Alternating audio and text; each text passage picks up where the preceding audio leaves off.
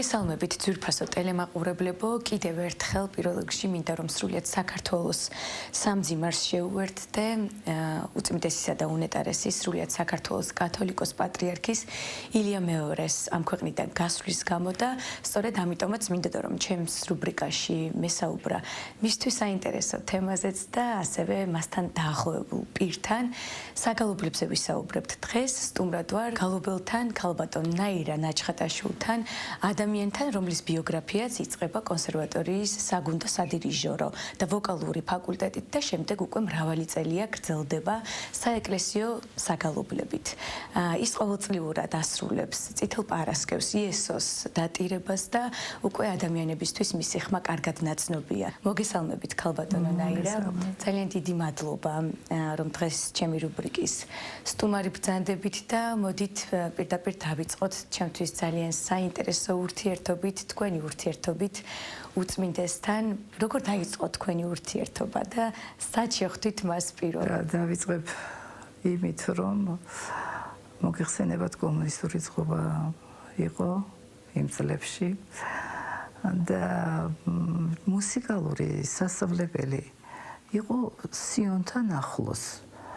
და გაგვეთილები რომ გვიცდებოდა ხოლმე ჩავდიოდით სიონში მე და ჩემი მეგობარი ისიც მგალობელი მზია მურადაშვილი სხვები სხვაგან რო დადიოდნენ გასართობად და ისა ჩვენ ტაძარში დავდიოდით ეს შემთხვევითი ვფიქრობ რომ არ არის პირველად ანაფორიანი პიროვნება რომ დავინახე ეს გრძელი კაბით და იმიტომ აი მე მოდელი ეს არის მეთქი და კედელს გავშეშდი ესე და მოდელი არის კი არა და რას წარმოვიდგენდი რომ ეკლესიის მსახურის გავხდებოდი და თვით პატრიარქთან მეკნებოდა შეხება.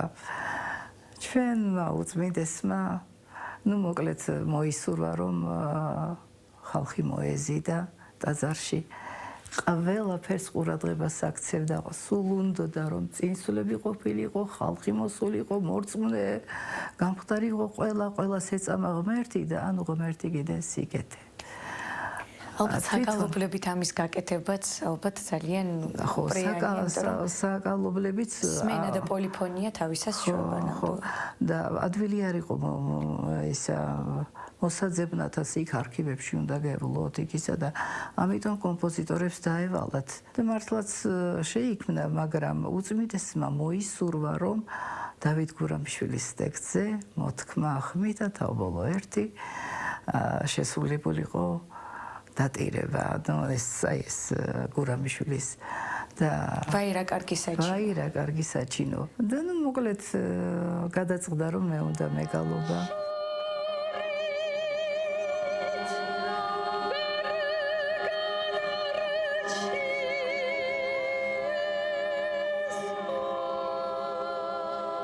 რომ დაევალათ კომპოზიტორებს რომ ამ ტექსტზე მუსიკა შექმნილიყო მომასმენინა დაბარა სიტყვინა ირაო და მე ვუთხარი თქვენ უწმინდესობა კარგია ყველა კარგია მაგრამ ტაძარს არ მოუხდება ეს ძალიან უშუალო და ძალიან უბრალოდ უნდა გაკეთდეს ყველასთვის მისაღები რო იყოს ხო და როგორო დატირება და ბანი დავაჭერინე გოგოებს და დავიწყე ის დატირება. დიდი პასუხისმგებლობაც არის, ხო? ამის შესრულება, იმიტომ რომ არ არის მარტივი გალობის შესრულება, როდესაც ემოციებთან არის კავშირში.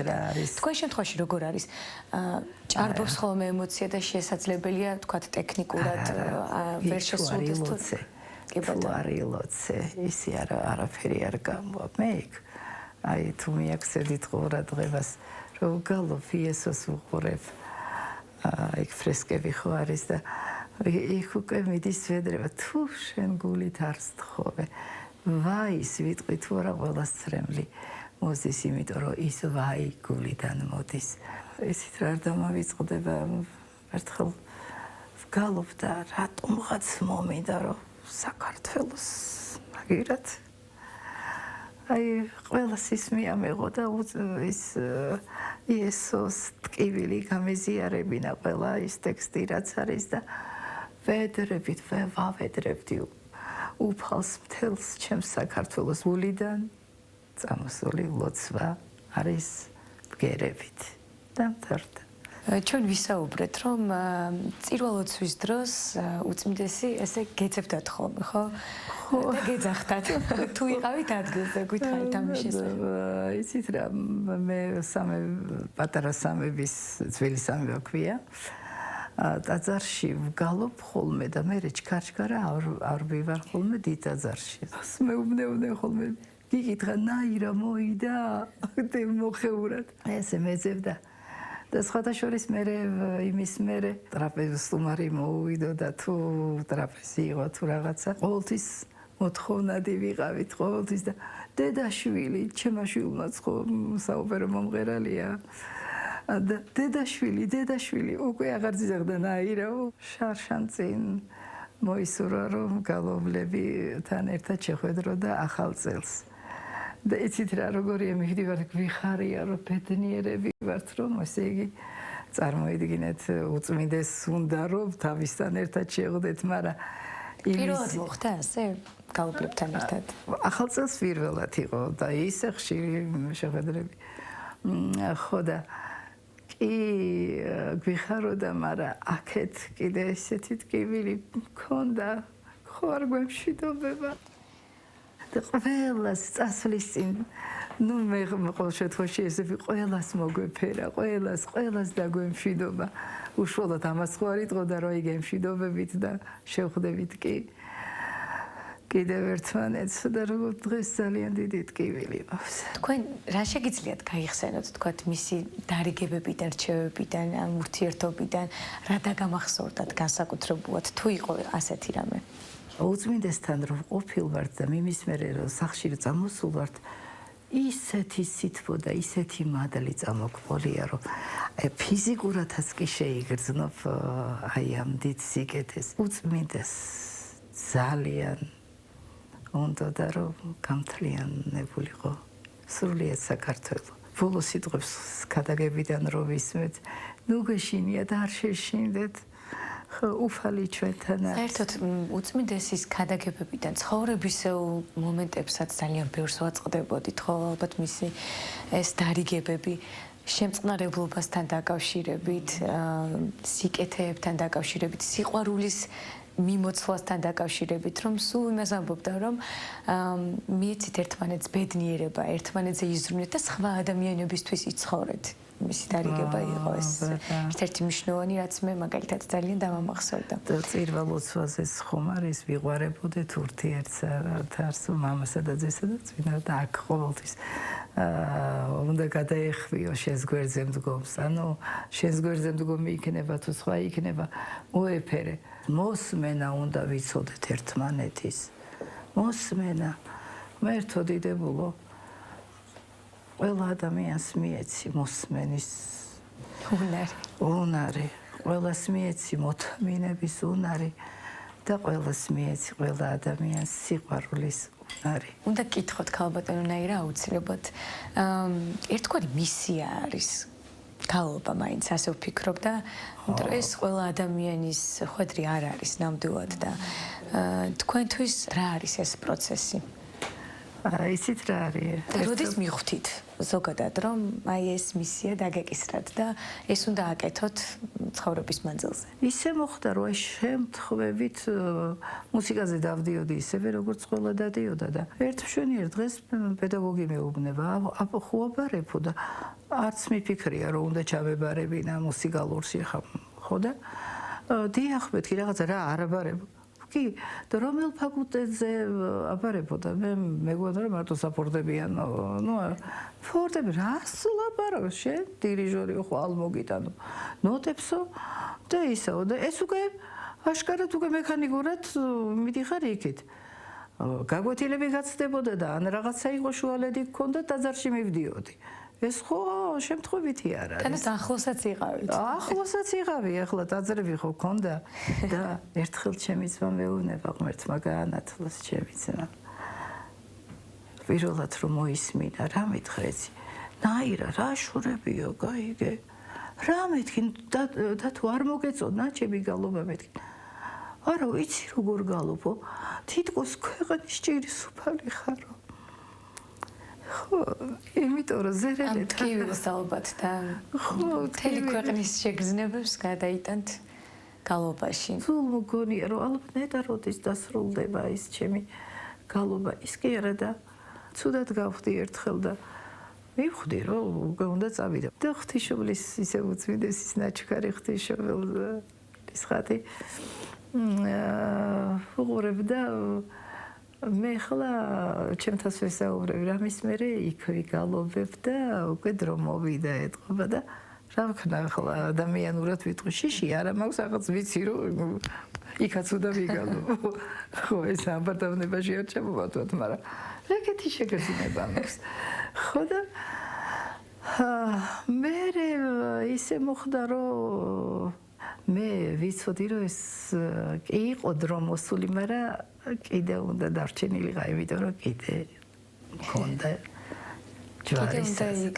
კიდე უნდა მეგალობა გალობატონაირა გალობა თვითონ ლოცვა ტექსტი ალბათ ძალიან დიდ ემოციასთან არის კავშირში და თუ ყოფილა შემთხვევები, როდესაც ემოცია ჭარბობს ხოლმე შესრულებას და ხანდახან არის ხოლმე მდგომარეობები, როდესაც ვოკალურად თქვა არ არის მზაობა თუნდაც და თუ არის ხოლმე ეს რაღაცა ბრძოლები, ხელის შემშლელი ფაქტორები. იცით რას გეტყვით?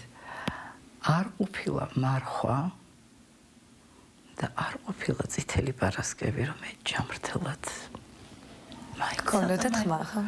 მაინცა და მაინც მაშინ ვცივდები, მაშინ ხველება გაქვს რაღაცა და აი ამ ფონზე ვგალობ. ისე იესოს ვხმობთ რომ ტკბილად დავიტიროთ. და საერთოდ მომღერალი, საესტრადო იქნება თუ საოპერო მომღერალი, ჭეშმარიტი ვოკალი და ჭეშმარიტად მაშინ აღიქვავს მსმენელი.